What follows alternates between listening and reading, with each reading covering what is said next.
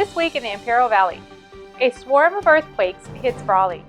The West Calexico Port of Entry closes lanes until June, and the North County Coalition of Arts gets a new director. I'm Stella Jimenez, and this is your Desert Review weekly webcast.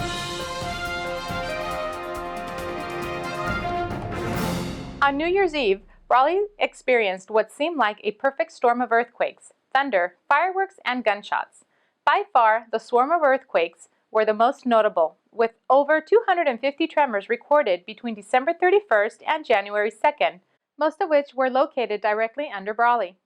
Many of the earthquakes measured around 2 in magnitude, with some upwards towards 3.9. The earthquake struck in the southern end of the Brawley seismic zone, a seismically active region where tectonic plates are moving away from each other and the Earth's crust is getting stretched out and basically adding land, according to Pasadena's Caltrans seismologist Eagle Hodgson.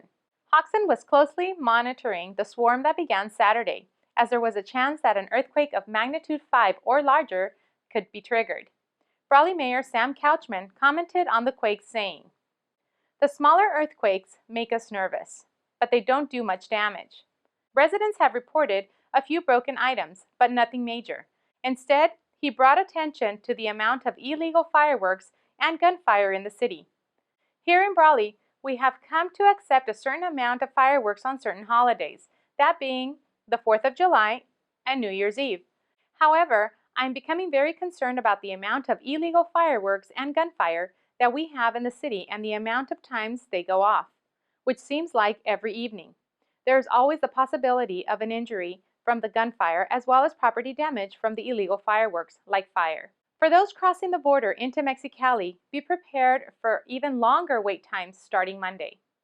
The U.S. General Services Administration announced this week that 2 southbound lanes into Mexico at the Calexico Westland Port of Entry are closing due to the first phase of the modernization and expansion of the port, allowing only one southbound vehicle lane to remain open for those crossing into Mexicali.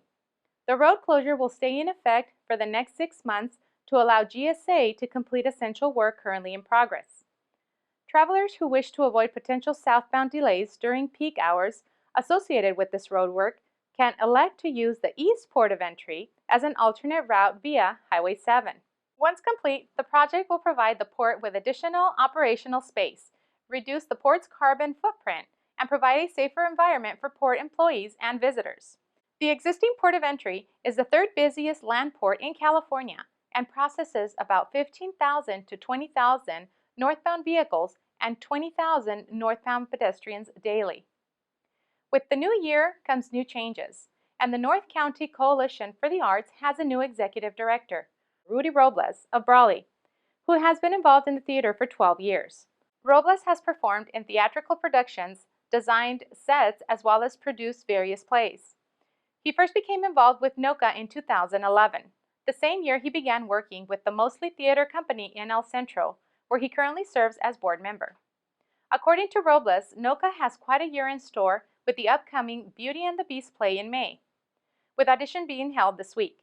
This year also marks the first year that NOCA will partner up with the Imperial Valley Film Commission to organize the Imperial Valley Film Festival. We are hoping this partnership will be a good one and plan to continue for as long as we can, said Robles. And for those of you concerned that the Macy's located at the IVC Mall might be closing, fear no more.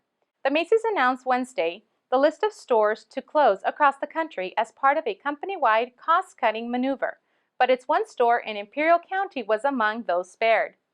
The Cincinnati-based company said it will close 68 stores, affecting about 3,900 positions nationally, as a result of a long-planned reorganization. The closures are part of the 100 closings announced in August. In the San Diego area, Macy's will close its Westfield Mission Valley store by the end of the year, the retailer announced. The Macy's in Palm Desert will remain open. For additional information on these stories and more, check out our free website at thedesertreview.com. Remember to like us on Facebook and pick up our weekly paper at a location near you. Be sure to also visit our events calendar online to stay up to date with upcoming events here in the Valley. I'm Stella Jimenez, and this is your Desert Review weekly webcast.